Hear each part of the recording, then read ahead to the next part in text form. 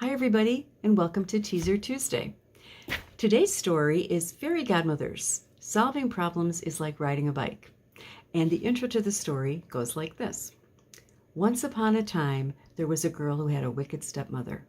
And thanks to that girl, lots of other girls have had a better chance of living happily ever after. Now you might think that this is a fairy tale, but it's not. It's actually historical fiction. I love historical fiction. I love to read it, and it was one of the genres I always had my fingers crossed for with these contests because it's so great to write. I love doing the research, I love learning about new things, and then being able to take that little nugget of history and send it off in whatever direction I wanted to in my story. So in this story, the main character, Lucy, is in her father's bicycle shop, and the story is set in 1895 Brooklyn.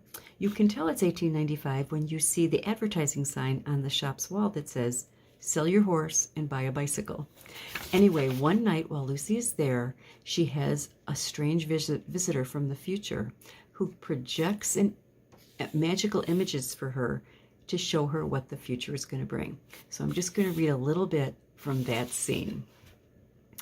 She sat down next to Lucy and waved her hand in front of them. A large rectangle of light hung in the air, and images quickly filled the virtual frame. The magical show began. Lucy was transfixed. At first, newspaper images filled the area as if invisible hands were swapping one broadsheet for another.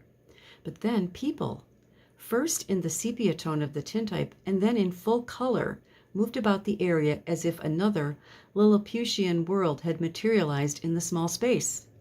It was a Jules Verne novel come to life in the repair room of the Burns Bicycle Emporium. So, if you want to do your own historical research, you can put two and two together and see who Lucy Burns is, and you can get some idea of what this story is about. Anyhow, that's it for today's Teaser Tuesday. I hope you liked that little peek into the story, and we will see you next week. Thanks. Bye-bye.